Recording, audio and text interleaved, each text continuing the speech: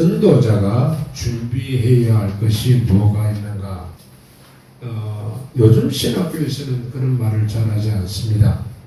그런데 우리 아버지 세대, 지금 8, 9, 10세 대신 어른 세대에서는 목사님들이 한결같이 하는 말씀이 있습니다. 목사는 적어도 세 가지를 준비해야 된다. 그 세 가지 중에 하나는 성경을 언제든지 설교할 수 있는 준비가 되어 있어라. 그래서 어떤 환경이든지 설교할 수 있어야 된다. 그 다음에 두 번째가 복음을 전할 수 있는 그 보따리, 언제든지 전도할 수 있는 보따리를 준비해라. 그리고 언제든지 하나님이 이 교회를 떠나서 다른 교회로 가라 할 때는 그거 옮길 수 있는 보따리가 준비되어야 된다. 아마 이 세 번째 보따리는 지금 아마 못할 겁니다. 자기의 욕망은 싹 다 내려놓고 하나님의 뜻을 그 다른 분들이 있었기에 오늘날의 한국교회가 이루어진 겁니다. 오늘 우리에게도 마찬가지입니다. 이러한 전도 문제 다시 한 번 더 우리의 보따리가 준비되어 있는가, 전도 보따리를 가지고 잠깐 생각해 보려고 합니다. 우리 다 같이 일어나셔서 로마서 10장 13절부터 18절까지. 저번 주 설교의 내용은 전도라는 것은 목숨을 내놓고 하는 거다. 정말 전도에 대해서 우리가 얼마나 정도 중요하게 생각해 왔는가. 여러 가지 핑계에 대해서 전도할 환경이 안 되면 못하는 거지 뭐. 그렇게 간단하게 지내왔습니다. 그러나 그렇지 않다는 사실을 또 참 명곡이라고 하는 그 찬양곡을 들으면서 또 한 번 생각하게 됩니다. 기독교의 타락은 언제일까? 기독교가 타락한 것은 간단합니다. 성경 읽기를 거절한 그때부터입니다. 내가 주일날 예배 참석하는 거 그거 큰 문제 아니에요. 성경 안 읽은 그날부터입니다. 그러면 나는 신앙을 잃어버리기 시작한다입니다. 쉽게 생각하면 밥 안 먹었는데 힘쓴다? 그거 거짓말이죠. 밥 안 먹었는데 무슨 힘이 나겠습니까? 안 나죠. 제가 그 메시아의 그 곡을 이제 아침에 딱 일어나면 이제 스마트폰에서 찬양 듣기를 누릅니다. 그러면 이제 쭉 곡들이 떠요. 곡들이 뜨는데 큰 교회에서 대합창들을 종종 합니다. 그래서 저 합창이 좋아서 합창을 이제 누르면 거기는 오라토리도 나오고 뭐 그냥 그야말로 유명한 성가곡들이 많이 나옵니다. 그 성가곡을 가만히 어제 들으면서 이제 잠을 깨는 거죠. 잠을 깨고 그리고 새벽기도에 나갈 준비를 합니다. 이제 그것도 나중에는 좀 문 입구에 놓아두어서 핸드폰 놔두고는 일이 없도록 찬송을 들으면서 차 안에까지 이제 그걸 다 듣고 옵니다.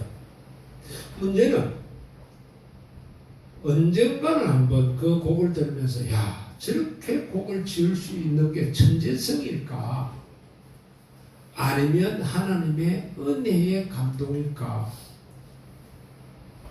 분명히 천재성은 있습니다. 분명히 천재성은 있는데 절대로 그들의 감동이 없으면, 그들의 마음속에 하나님을 향한 그 노력이 없으면 그거 안 나옵니다. 절대로 안 나옵니다. 천재성을 갖고 있지만 그 천재성을 가지고 열정적으로 연구하고 묵상하고 기도하는 그들의 삶이 없는데 메시아 같은 대곡이 나온다? 그건 불가능합니다. 정말 다시 생각을 하게 된 내용들입니다. 할렐루야 곡이 울려 퍼질 때에 그냥 뭉클해서 왕이 일어나서 진짜 왕은 하나님이시다라고 고백한 그것을 일으키기까지 작곡자가 얼마나 수고했을까. 그 안에 있는 감동이 그냥 그 노래 속에서 그냥 섬이 나와요. 우리에게도 마찬가지입니다. 신앙생활을 하면서 전도를 못하거나 전도가 안 되거나 평가가 안 좋게 나는 이유는 뭘까? 내 속에서 그것이 없는 거예요. 어제도 주일 준비하면서 책꽂이를 쳐다봤는데 유기화학을 안정성 있게 하는 연구하는 책이 하나 있습니다. 저하고 같이 있던 장로님께서 쓰신 책인데 그 장로는 대단한 분입니다. 회사 기밀은 밝힐 수 없지만 그냥 알릴 수 있는 건 다 알렸다라고 냈습니다. 그것도 75세예요. 그것도 자기 책 돈으로 한 거 아니에요. 그 회사 사장이 후배들을 위해서 너 써라. 그래서 회사 사장이 퇴직했음에도 불구하고 돈을 줘서 쓰게 한 책입니다.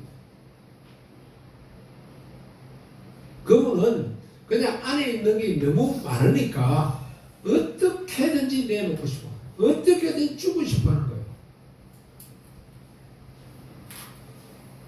구원을 누가 얻는다고 이야기하는가? 10장 13절에 누구든지 그냥 구원을 받으라 그러면 좋겠는데 누구든지 그 다음 단어가 있습니다. 주의 이름을 부르는 자 조건이 있습니다. 그런데 주의 이름을 누가 부르겠어요? 안 부르죠. 가치가 없는 주님이라면 나보고 불러라도 안 불러요. 가치가 있는 주님인지 가치가 없는 주님인지 내가 알아야 가치가 있다면 찾아가는 거예요. 어쩔 수 없어요. 찾아가는 거예요.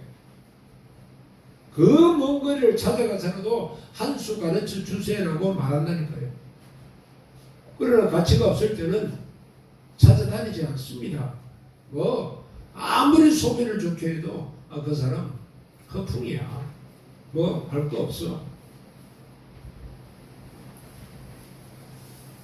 수요일날 저희들이 1시간, 토요일은 제가 한 40분에서 1시간 정도 전도를 합니다. 근데 참 희한해요. 토요일날은 내가 오후 1시부터 전도해야지 하면 꼭 무슨 일이 생겨요. 어제도 급하게 전화가 왔어요. 좀 우리 집에 와달라고.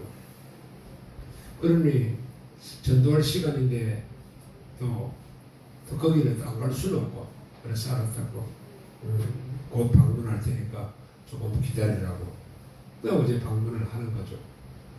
그래서 안 되겠다. 가면서 오면서 전도하자. 그래서 우리 노회에서 전도지를 만들어 줬어요. 노회에서 전도지를 만들어 줘서 밖에 나가면 전도지가 지금 2,700장인가 와 있습니다. 그래서 이제는 내가 호주머니에 넣고 다니면서 다른 것보다도 이 전도지 써야 되겠다. 그렇게 하고 이제 전도지를 넣고 다닙니다. 전도를 해보면 특이한 게 있습니다. 거절하는 게 우리나라 사람들은 참 예의 발라요.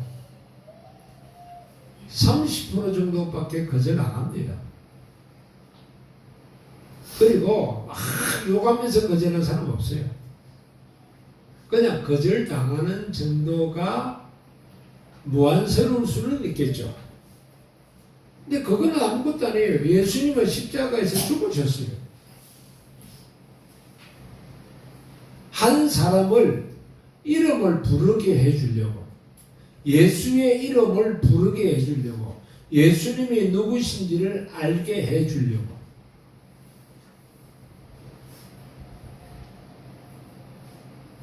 저번 수요일은 중풍 환자인데 마침 산보를 나오셨어요.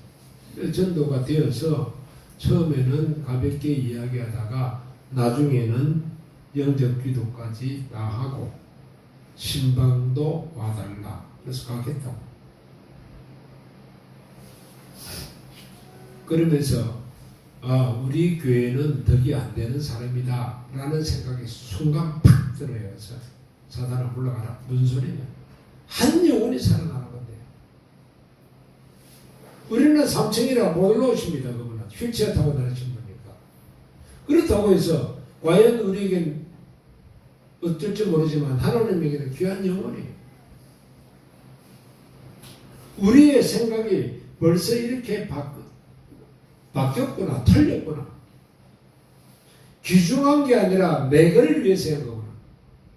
그런 생각을 순간적으로 했습니다. 전도는 주의 이름을 부르도록 도와주는 겁니다.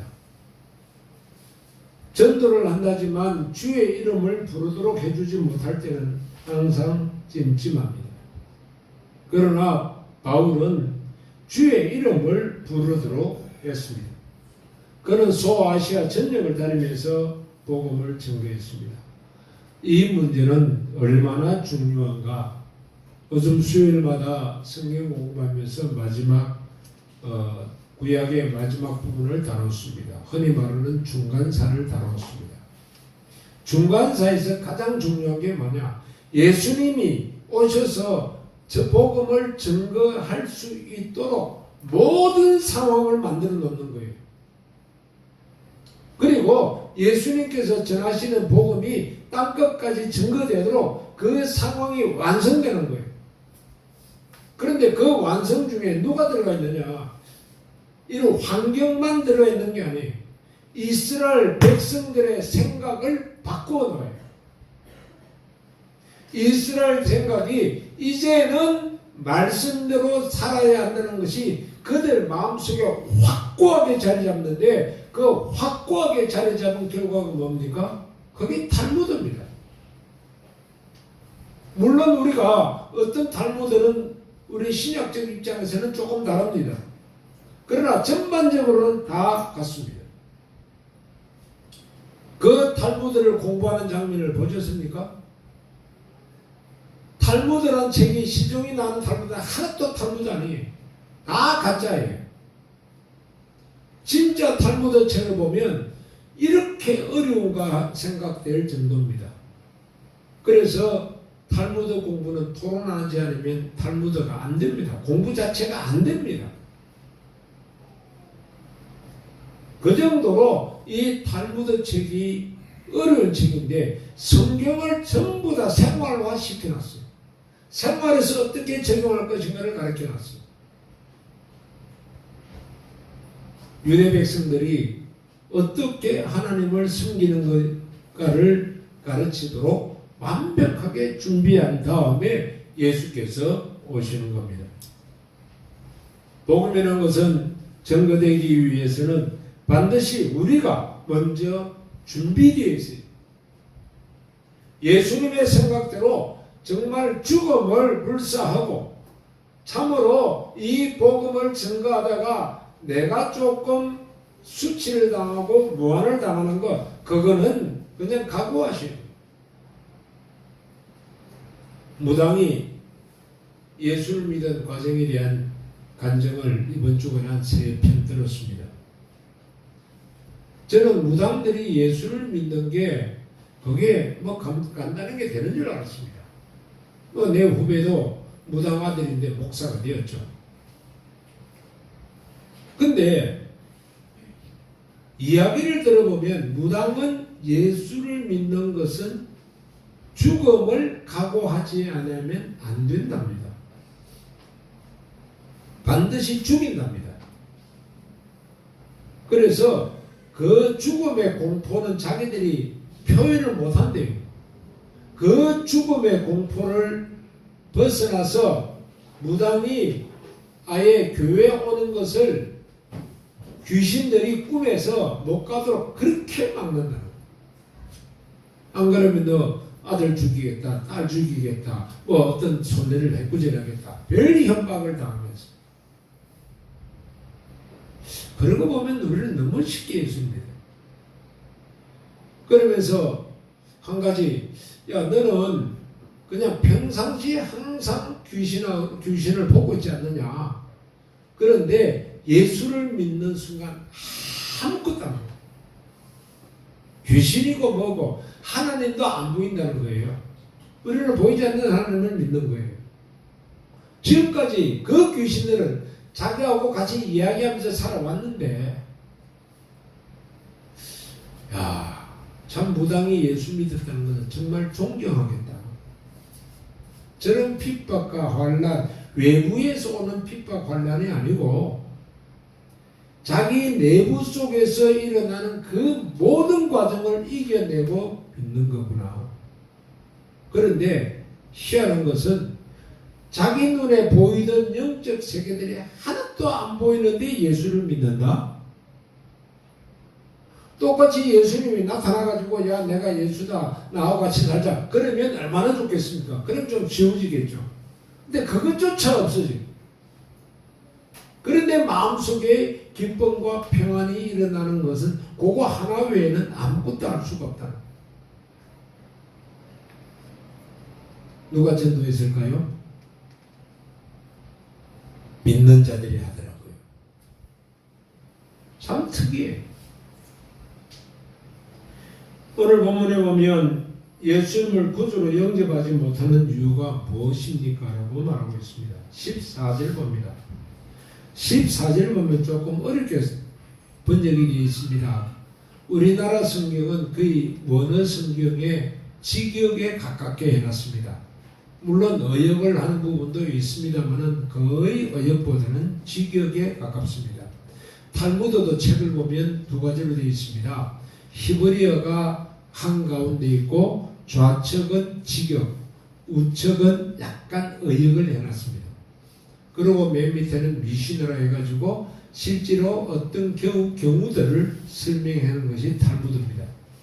그러니까 지금 시중에 나온 것은 하나도 없습니다. 탈무드가. 우리나라 말로 번역된 탈무드 자체가 없습니다. 이걸 제가 조금 풀어서 뜻을 중심으로 다시 번역을 해봤습니다.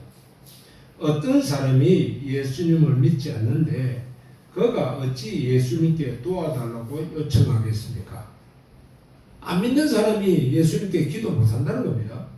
또 예수님에 대하여 들어보지도 못했는데 어찌 사람들이 예수님을 믿을 수 있습니까? 이와 같이 된 것은 예수님을 전하는 자들이 없는데 그들이 어떻게 예수님에 대하여 듣겠습니까? 간증을 들으면요, 그 많은 기독교인이 있는데 예수 믿으라고 자기에게 말해준 사람은 없대요. 나이가 30이 되도록, 나이가 40이 되도록 나에게 예수 믿으라고 말해준 사람 자체가 없대요. 더군다나 무당 집안은 더 하겠죠. 전도의 대상이 아니라고 아예 제껴놨다는 거예요. 우리는 누구든지 만나면 예수 믿으세요라고 말하면 돼요. 그 말을 한 번 듣든 두 번 듣든 천 번 듣든 그건 그의 소관이고 내가 할 일은 예수님을 전하는 일이죠. 저 전도지가 2700장 정도의 전도지가 저게 한 달 만에 없어질 수 있을는지 1년 만에 없어질는지 그건 우리 교회를 말해줘요. 우리 교회가 진짜 복음을 전하기를 작정하고 복음이 진짜 좋아서 알려주기를 원하는 사람들이니까 그렇지 않고 그건 복음 좋은 거야 그러고 말하지 않는 사람들이에요. 생명을 살리는 것이라고 확신할 때는 진짜 필요합니다. 요즘 갈수록 경제가 악화된다고 계속 이야기합니다. 그 이야기는요, 전에는 몇 명 안 했어요. 스마트폰에서 몇 명 이야기 안 했어요. 지금은요, 그 이야기를 하는 사람이 너무 많아서 진짜 그 팔로워가 많은 사람들 혹은 지금까지 해오고 학적으로 인정받은 사람들 것만 들어도 다 알 정도예요. 너무 급하니까 그 이야기를 하는 거예요, 지금. 필요하면 하게 돼 있어요. 지금 제가 왜 세계 기독교 박물관을 가자고 그 돈을 우리 교회 같은 사이즈에서 돈 100만 원 써가면서 할 이유가 뭐가 있어요?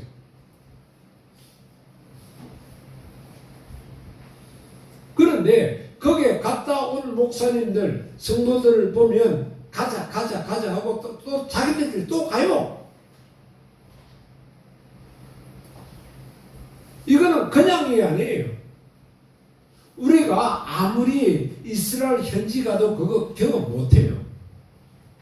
경험 못하는 것이 두 가지가 있는데, 하나는 그렇게 유물이 모여 있는 데가 없어요. 두 번째는 그 유물이 있다 할지라도 내용을 모르기 때문에 씩 둘러보고 오고 말아버려요. 설명자가 없어요. 해설자가 없어요. 그러니까 그 의미를 못 알아들어요. 그러나 여기는 해설자들을 다 모아놨어요. 해설자들을 무려 60명을 키워놨어요.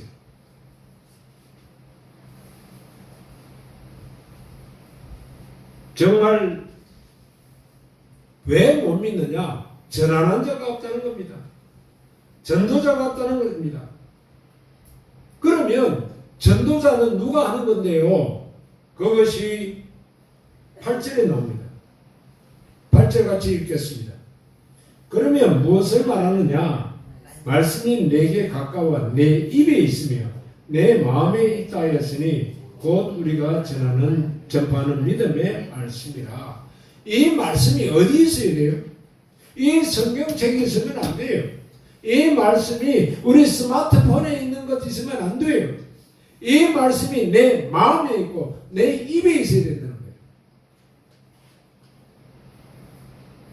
예수님을 확실하게 믿는 사람들, 그들의 간증을 이야기 들으면 그냥 성경 외우기에 집중하기 시작하더라고요.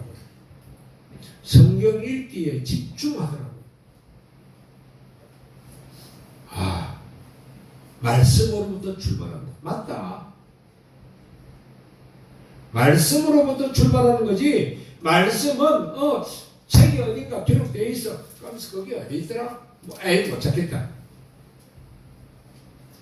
인터넷 들어가서 색인 작업을 할 수 있는 그런 프로그램을 갖고 있으면 그나마 다행인데, 그 색인 프로그램이 없을 때는 그것도 포기해버리죠.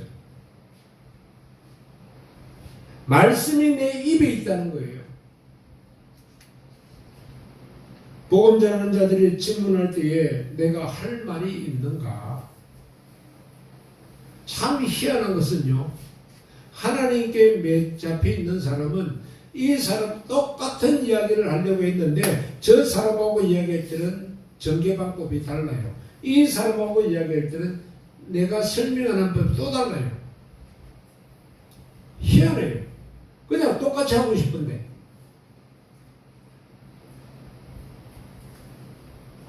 하나님은 우리를 어떻게 사용하기를 원합니까? 15절 봅니다.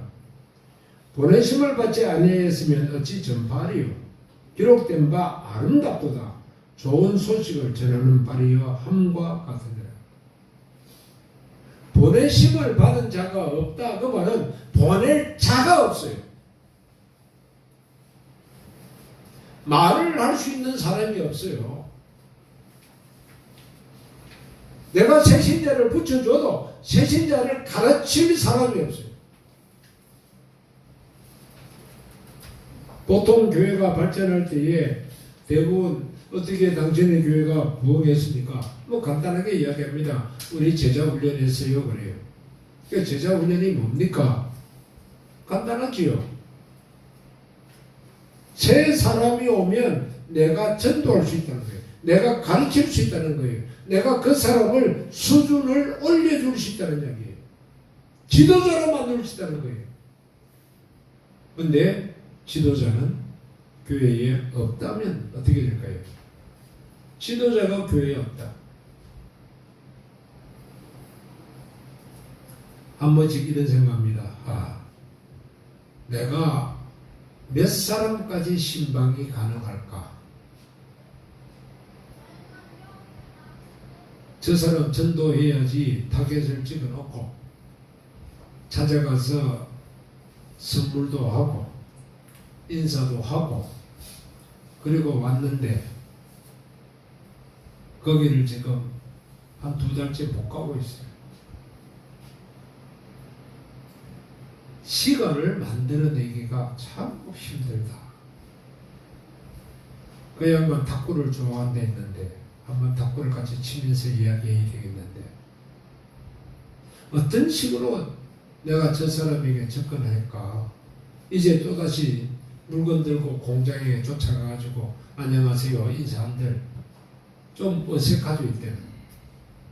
이제는 탁구로도 한 게임하고 그리고 좀 더 친해져서 그 다음에 이제 뭐 식사를 같이 하면서 성경 말씀을 전할 수 있는 교회도 만들고 자꾸 만들어 나가서 결국은 전도를 해야 되는데 이게 잘 안 돼요.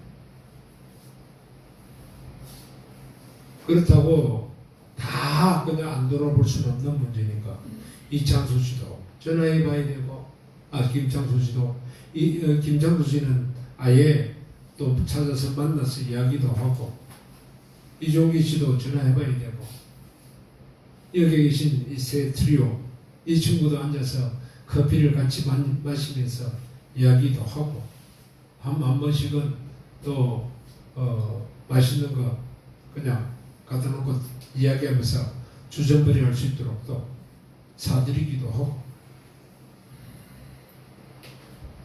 이게 다 되어지지는 않아요. 문제는 내가 전하는 복음이 있을 수 있느냐는 거예요. 이렇게 하는 것을 어떻게 해요?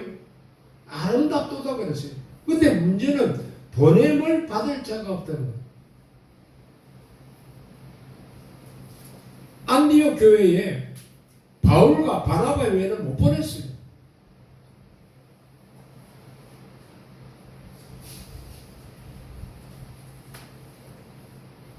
복음을 전하는 일에 동참하라고 합니다.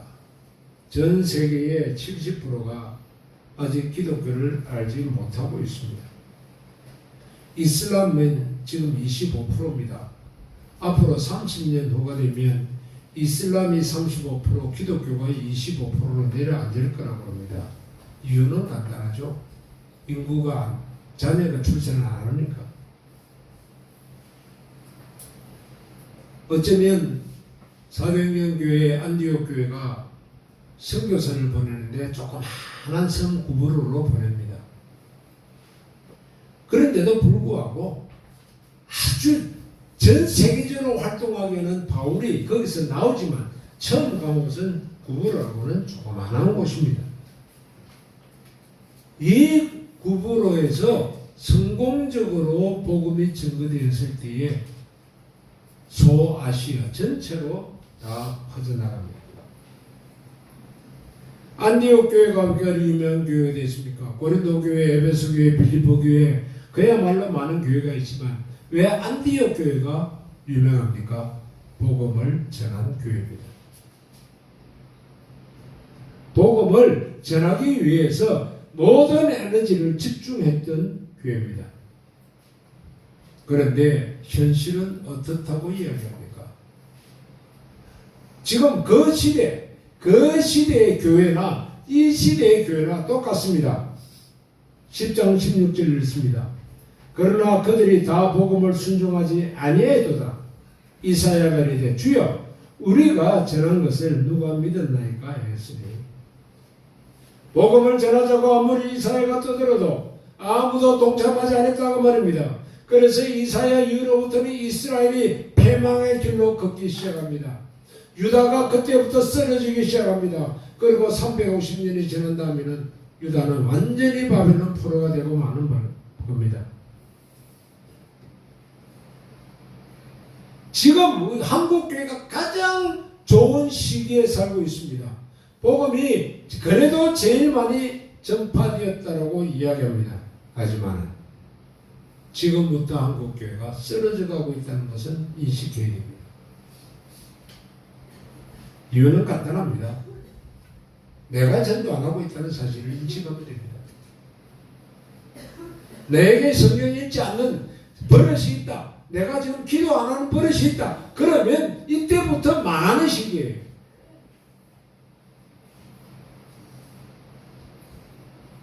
전도를 해보면 이 동네에서는 30%도 안 되는 것 같아요.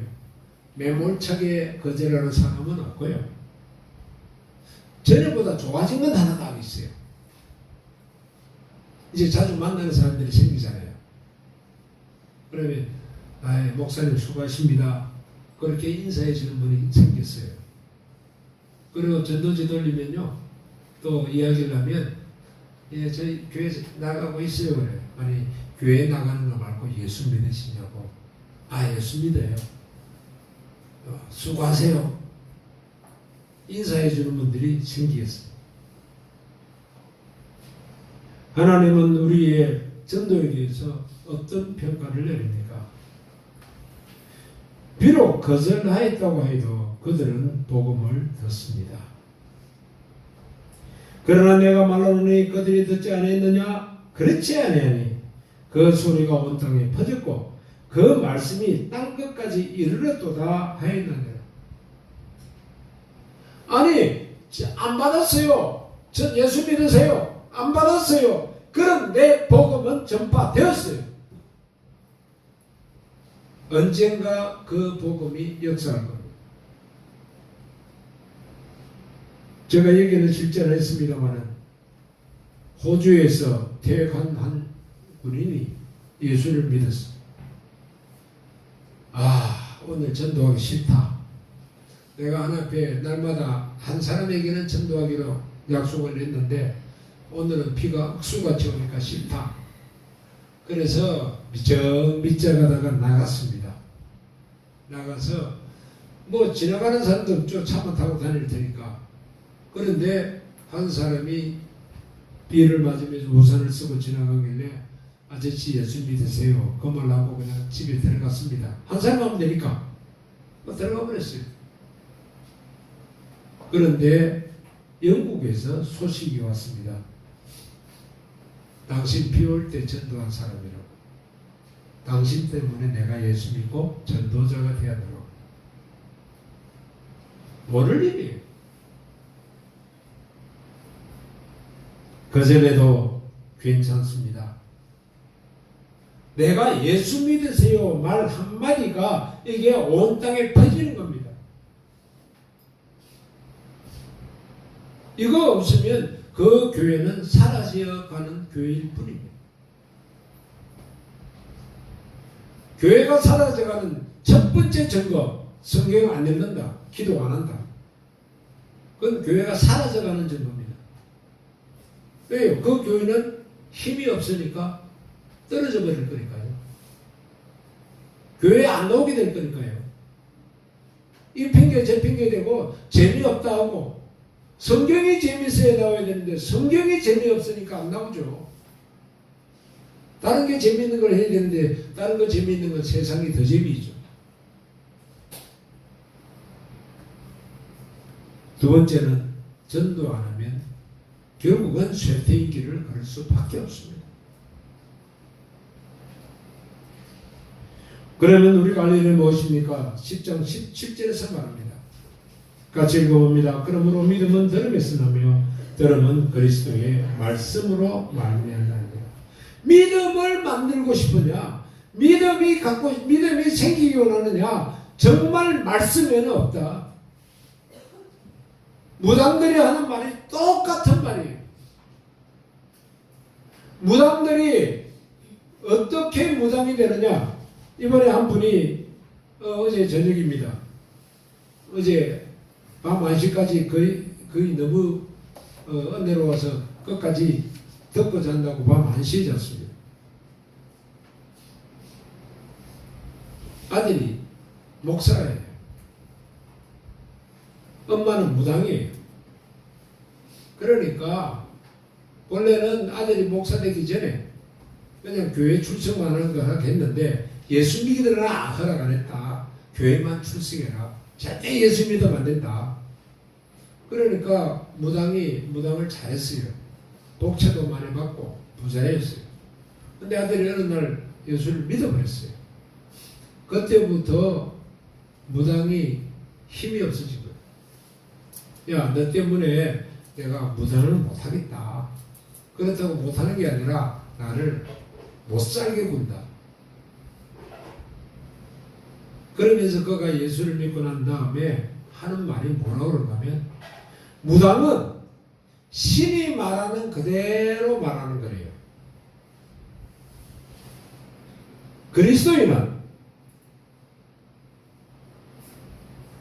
성경이 말하는 그대로 말하는 거예요.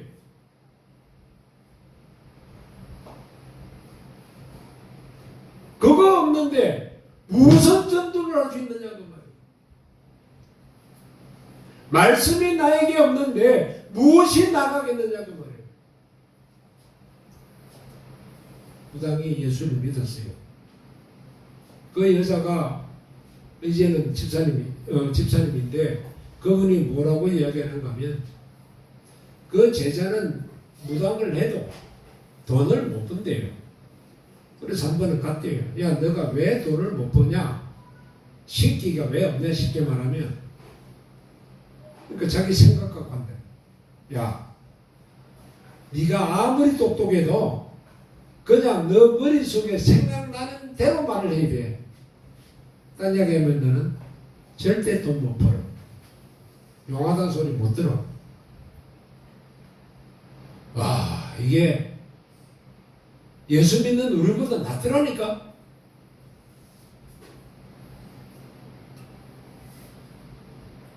예수 믿는다면 성경에 있는 대로만 이야기하면 돼.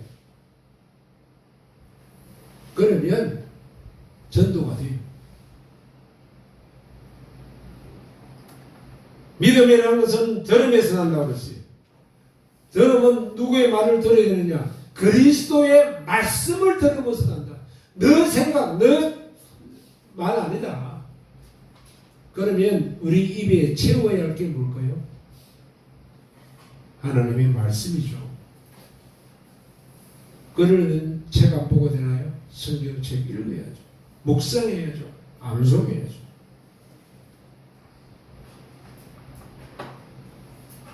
내가 내 입에, 내 마음에 그리스도의 말씀을 갖고 있는지, 하나님은 이것을 기다리고 있습니다. 세상의 학문과 지식은 다 갖고 있어도 하나님의 말씀이 없다면 그것은 이미 죽은 그리스도인이 되어가는 겁니다. 힘이 없어서 쓰러져가는 그리스도인은 뭐 없어지는, 죽어가는 사람일 뿐입니다. 그래서 오늘은 전도자가 준비해야 할 것이 뭐가 있는가? 전도자가 준비할 것은 딴 것이 아니고 정말 살아계신 하나님의 말씀이라는 것을 다시 묵상해 봅니다. 한번 기도하십시다. 지금까지 하나님의 말씀 날마다 읽지 않거나 묵상하지 않거나 암송하지 않았다면 이제부터 시작하겠습니다. 이거부터 채워야 그 다음에 전도자가 될 수 있는 겁니다. 이 부분 우리가 다시 한번 더 주님 앞에 회개하고 기도하십시오.